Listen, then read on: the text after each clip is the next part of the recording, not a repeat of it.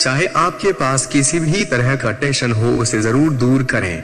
छोटी सी टेंशन आपकी जिंदगी को खत्म कर सकते हैं। मैं नीचे टेंशन दूर करने के 10 उपाय बता रहा हूँ। मेरा विश्वास है कि आप इसे आजमाते तो आपकी चिंता जरूर दूर हो जाएगी। 1. जो पास है उससे संतुष्ट रहो। तेरे पास जो है उसका कदर कर। यहाँ आसमां के पास भी खुद की जमीन नहीं। चिंता का एक मुख्य कारण है कि हम असंतुष्ट रहते हैं। हमारे पास जो भी है उसे हम कदर नहीं करते।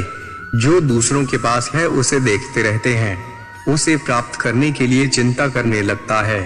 दोस्तों, सबके पास सभी कुछ नहीं होता और होना भी नहीं चाहिए, क्योंकि यह दुनिया में सभी अपना कर्म का फल प्राप्त करता है। कुछ लोग अपने भाग्य से ही कुछ प्राप्त कर लेते हैं, हमें उससे जलन नहीं करनी चाहिए। आसमान में उड़ने वाले व्यक्ति को जब नीचे खेत में काम कर रहे किसान देखता है तो सोचता है काश में भी हवाई जहाज में उड़ पाता। उसी हवाई जहाज में उड़ने वाला व्यक्ति सोचता है कि काश मैं भी अपने खेत में काम कर पाता। जमीन पर रहने वाले और आसमान में उड़ने वाले दोनों ही असंतुष्ट हैं। इसलिए जहाँ रहे जिस हाल में रहे संतुष्ट रहना सीखें। संतोषम परम सुखम। संतोष में ही सबसे बड़ा सुख मिलता है। 2. समय का इंतजार करें। दोस्तों, कई समस्या ऐसे होते हैं जिसे हम कितना भी चाहे वह दूर नहीं हो पाता। उस समस्या के समय पर छोड़ दो। मेरा एक दोस्त है, उसके पड़ोसी उसे बहुत परेशान करते थे। वह 3 भाई था, तीनों मिलकर इसको काफी परेशान करता। कई बार इन्होंने पंचायत बुलाई, पुलिस में शिकायत कर लिया, लेकिन कुछ नहीं हो पाया। मैंने सुझाव दिया इसे आप समय पर छोड़ दो। लगभग 2 साल बाद ही तीनों भाइयों का आपस में झगड़ा हो गया। उसे घर बेचकर जाना पड़ा और समस्या अपने आप सुलझ गया। तीनों ओवर थिंकिंग नहीं करें। चिंता का यह बहुत बड़ी कारण है। ज्यादा सोचना यानी ओवर थिंकिंग हमारे मस्तिष्क को खराब कर देता है। हम उस समस्या के बारे में सोचते रहते हैं जो समस्या कभी आएगी ही नहीं। हम अपने अतीत के बारे में सोचते रहते हैं जो अतीत बीत गया। ओवर थिंकिंग की समस्या महिलाओं में ज्यादा पाया जाता है। वह हमेशा बीती हुई बातों के बारे में सोचती रहती और चिंता करते रहती हैं। शादी के बाद यह बात हो गया, यह बात नहीं होनी चाहिए। ससुराल में ऐसा हो गया, ऐसा नहीं होना चाहिए इत्यादि। इसलिए कहा गया है जो बीत गया सो बात गया। रात गई बात गई। कभी भी बीती हुई बातों के बारे में चिंता नहीं करनी चाहिए, क्योंकि वे कभी वापस नहीं आता। ओवर थिंकिंग करने से सिर्फ अपने मस्तिष्क को फालतू काम में उलझाए रखना होता है। इससे दूर रहे। 4. मन को शांत रखें। मैंने एक लेख लिखा था, मन को शांत कैसे रखें। इसमें बताया था कि मन को शांति रखने के कई तरीके होते हैं, उसे जरूर अपनाएं। दोस्तों, कहा गया है मन के हारे हार है, मन के जीते जीत। कभी भी अपने मन को अशांत नहीं होने दे, क्योंकि मन से हमारा दिमाग का कनेक्शन होता है। मन यदि शांत नहीं है तो आपका दिमाग सही काम नहीं कर पाएगा, वह सही गलत का निर्णय नहीं ले पाएगा। इसलिए कभी भी चिंता ना करें, मन को खुश रखें। यदि मन शांत रहेगा तो चिंता आपसे दूर रहेगी। स्पीड ब्रेकर कितना भी बड़ा हो, गति धीमी करने से झटका नहीं लगता। उसी तरह मुसीबत कितना भी बड़ा हो, शांति से विचार करने पर जीवन में झटके नहीं लगते। 5. ईश्वर पर विश्वास रखें। अगर आप ईश्वर में विश्वास करते हैं तो उन पर भरोसा जरूर रखें। यदि वह कोई आपको समस्या दे रहा है, उसका समाधान भी आपके आसपास ही है।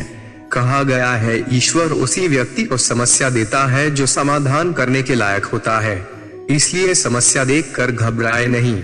चाहे कोई भी समस्या है, चिंता करने से कुछ नहीं होगा। भगवान का नाम ले और भगवान को धन्यवाद कि यह समस्या हमारे पास आया, क्योंकि हम जितना समस्या का समाधान करते हैं हम उतना ही मजबूत होते हैं। हर आपदा में अवसर निकालने वाला ही सच्चा इंसान होता है। 6.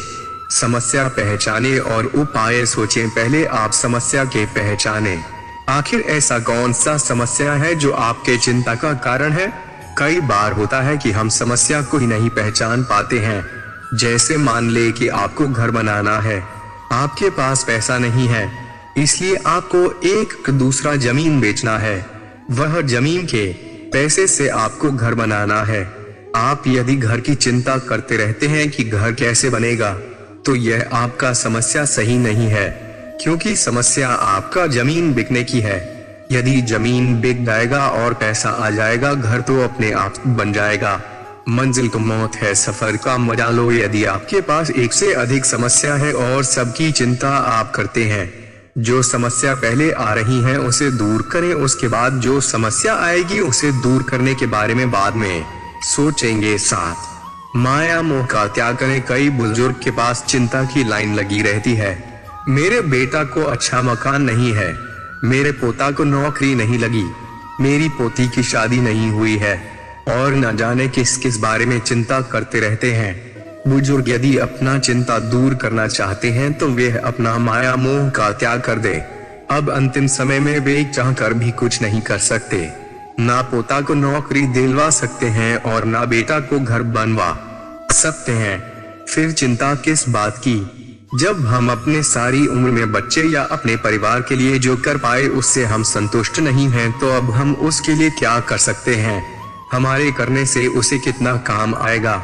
यदि बच्चे समझदार हैं तो वे खुद अच्छा से अच्छा कर लेंगे। यदि वह नासमझ है तो हम कितना भी उसे कर देंगे, वह उसे नहीं संभाल पाएगा। इसलिए माया मोह का त्याग करके रामायण पाठ करें, गीता पुस्तक पढ़े, भजन कीर्तन में अपना मन लगाए। यदि आपका इन कामों में मन नहीं लगता तो किसी एनजीओ में जाकर सेवा करें, गरीबों का दुख बांटने का प्रयास करें। 8 भविष्य का चिंता ना करें। चिंता का एक मुख्य कारण है अपने भविष्य के बारे में सोचना। हम अक्सर कहते हैं कि भविष्य किसने देखा है, लेकिन बार बार हम भविष्य की चिंता करते रहते हैं। चाहे विद्यार्थी हो या फिर नौकरी करने वाले अधिकारी, व्यापारी हो या उद्योगपति, सभी लोग भविष्य की चिंता करते रहते हैं। भविष्य अनिश्चित होता है और अनिश्चित के बारे में क्या चिंता करना। कई बार हम डर के मारे मर जाते हैं, क्योंकि समस्या हमें उतना नहीं मारता जितना हमें उसका डर मार देता है। कोई महामारी आएगी, आपको लगेगी फिर आप मरोगे, लेकिन आप पहले ही चिंता करने लगोगे बीमारी आने वाले हैं, मुझे लग जाएगा, तो आप बीमारी आने से पहले ही मर जाओगे न। हमेशा आशावादी रहे। आशा ही जीवन है, निराशा तो मौत है। चाहे कैसी भी परिस्थिति आ जाए, आप एक बार निश्चय कर लो कि मुझे आशावादी बने रहना है, मुझे निराशावादी नहीं बनना है। यदि आप आशावादी रहोगे, चिंता आपसे दूर रहेगा। जब भी आप निराशावादी बनोगे, चिंता आपको घेर लेगी। एक कहानी आप जरूर सुने होंगे। एक बार राजा 2 व्यक्ति को मृत्युदंड दिया। दोनों व्यक्ति में से एक आशावादी था और दूसरा निराशावादी। राजा ने दोनों से उनकी आखिरी इच्छा पूछी। निराशावादी व्यक्ति ने कहा, अब तो मुझे मरना ही है, अब मेरी कोई इच्छा नहीं है, आप तो मुझे जल्द से जल्द मौत दे दो, मेरी कोई इच्छा नहीं है। राजा ने फिर आशावादी व्यक्ति से उसकी आखिरी इच्छा पूछी। आशावादी व्यक्ति ने कहा कि महाराज, यदि आप मुझे 1 साल बाद फांसी दो तो मैं इस 1 साल में आपके सबसे प्यारे घोड़े को हवा में उड़ना सिखा सकता हूँ। राजा ने बोला, सही में मेरा घोड़ा उड़ सकता है? उस व्यक्ति ने कहा, हाँ जरूर उड़ सकता है। राजा मान गया। निराशावादी व्यक्ति ने उस आशावादी व्यक्ति को बोला, तुमने अपना फांसी टालने के लिए राजा को घोड़े उड़ने वाली बात बताया, घोड़ा भी कभी आसमान में उड़ सकता है? आशावादी व्यक्ति ने बोला, 1 साल में कुछ भी हो सकता है, जैसे क्या पता राजा मर जाए, यह भी हो सकता है कि घोड़ा मर जाए, क्या पता कहीं 1 साल में मैं ही मर जाऊं, और सबसे अंत में क्या पता राजा का मूड बदल जाए और मुझे माफ कर दे। इस प्रकार मैं तो बच गया ना।